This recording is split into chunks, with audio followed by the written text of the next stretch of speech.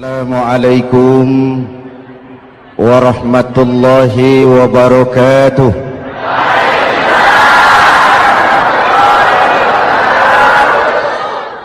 Alhamdulillah wassalatu wassalamu ala Rasulillah Sayyidina Muhammad ibn Abdullah wa ala alihi wa sahbihi wa mawala, amma ba'du.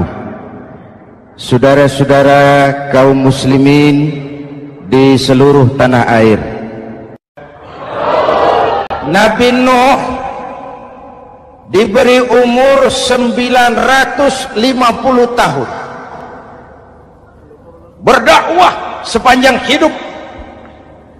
800 tahun beliau dakwah, dapat pengikut tidak lebih 80 orang, rata-rata 10 tahun satu. Yang dihadapi ini umat yang kurang ajar, bandel, bajingan, tengik. Kalau diceramahi, telinganya ditutup dengan tangannya. Ini saking kurang ajarnya ini umat. Diberikan dakwah, telinganya ditutup dengan tangan.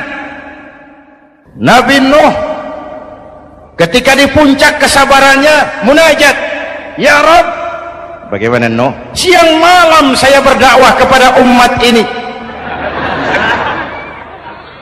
saya sampaikan risalahmu, saya canangkan seruanmu, saya sampaikan ajaranmu.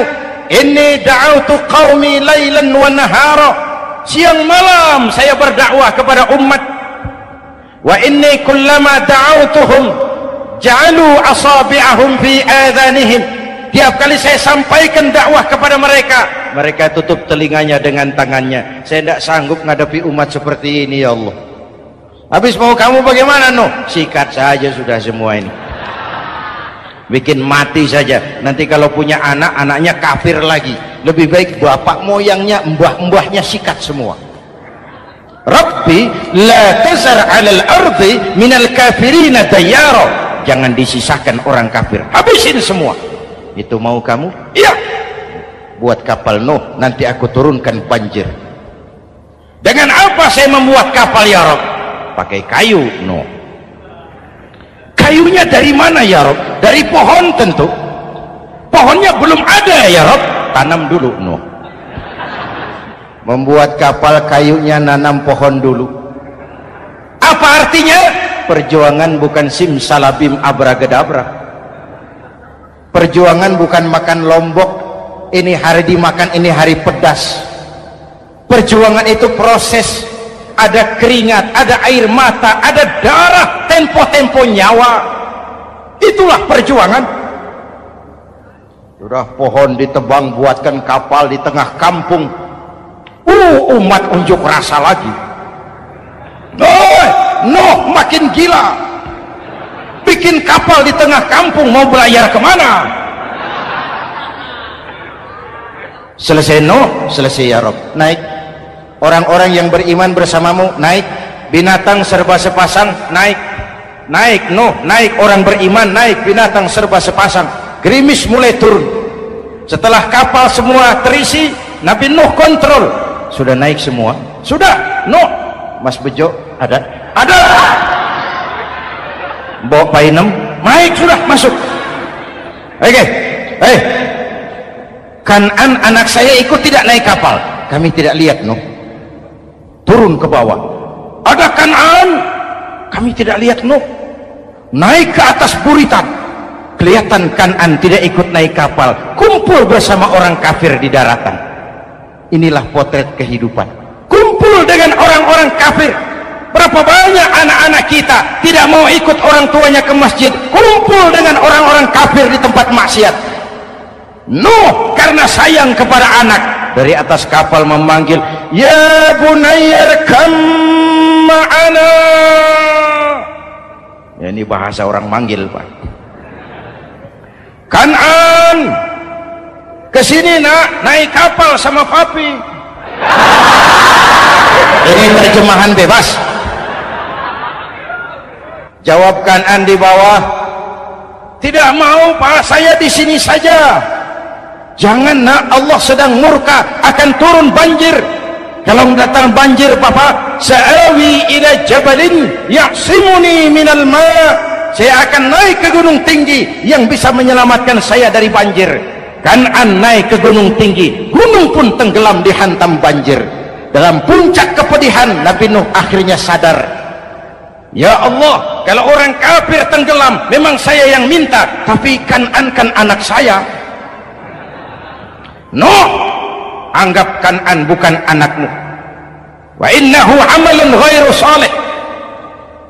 Nuh sadar, akhirnya bilang, ana urid wa anta turid wallahu fa'alun lima yurid.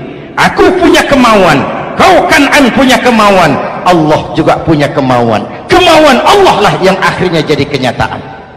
Nek sekarang juga kita ngadepi musim banjir. Bukan banjir air saja, banjir peradaban-peradaban yang masuk ke negeri kita. Banjir maksiat, banjir munkarot.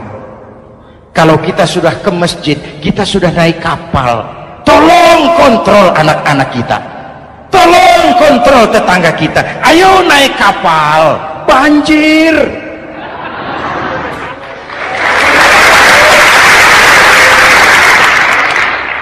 Ditutup ayat ini dengan wala'allakum tashkurun. Atas hidayah yang diberikan kepada kita, kita bisa melaksanakan ibadah Ramadan, bisa takbiran, dan diakhiri dengan ungkapan tasyakkur. Tasyakkur dan tafakkur, mensyukuri nikmat. Saya berulang kali mengingatkan, nikmat bisa berubah menjadi azab kalau kita tidak pandai mensyukurinya. Bayangkan Pak, tahun 87-an kita itu jadi negara yang berswasembada pangan. Beras kita cukup untuk rakyat kita. Sekarang kita jadi pengimpor beras terbesar.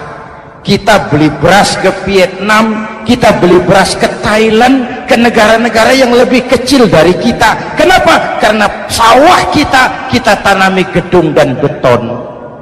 La in syakartum la azidannakum wa la in kafartum inna adzabi lasyadid. Kalau kamu bersyukur, aku tambah nikmat. Kalau kamu ingkar, tidak pandai bersyukur, awas, azabku pedih.